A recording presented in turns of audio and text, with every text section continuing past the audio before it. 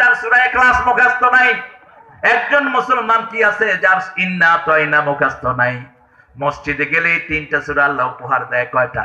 কুল হুয়াল্লাহু আল্লাহুস লাম ইয়ালিদ ওয়া লাম ইয়াকুল লাহু কুফুয়ান।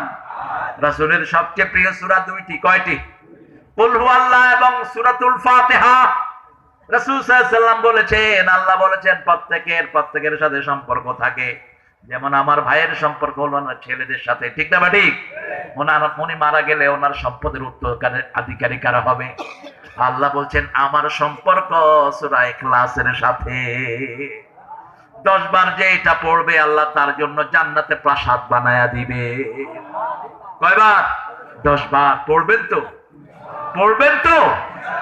নামাজে মানুষ 2 বারের বেশি 3 বার পড়লে কয় থুকু থুকু, অথচ রাসূল 12 বার পড়তেন। মাগরিবের সুন্নতে 12 বার পড়তেন কুল হুয়াল্লাহু আহাদ। ইমাদুদ্দিন ইবনে কাসির তার বর্ণনা এনেছেন। আমরা প্রশংসা যেখানে নিয়ামত বেশি, উত্তরবঙ্গে প্রশংসা বেশি, নিয়ামতও বেশি। সবচেয়ে ভালো লিচুর জায়গা কোনটা? কি লিচু? কেন চায়না থ্রি হলো কেন? চায়না থ্রি হলো কেন? এটা দিনাজপুর থ্রি হতে পারলো না? কি হীনমন্যতা!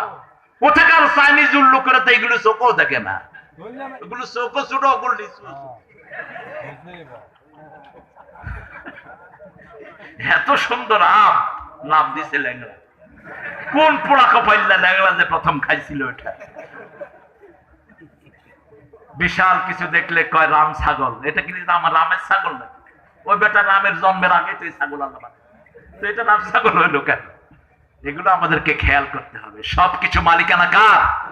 প্রশংসা করতে হবে আল্লাহর নামে। আল্লাহর নাম ভগবান নয়, ভগবানের ভগবতী আছে, ঈশ্বরের ঈশ্বরী আছে, গডের গডেস আছে।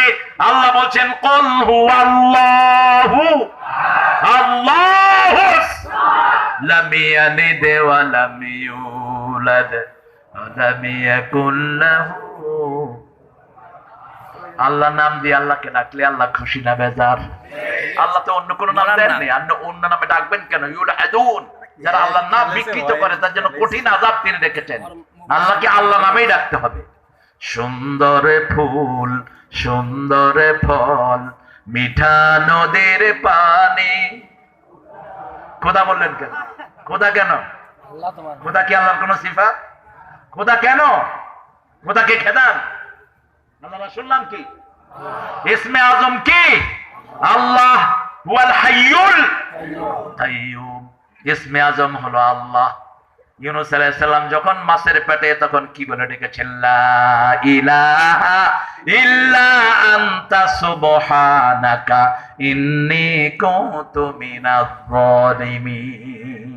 রাসূল সাল্লাল্লাহু আলাইহি ওয়াসাল্লাম বলছেন এই আয়াতটা যারা পড়বে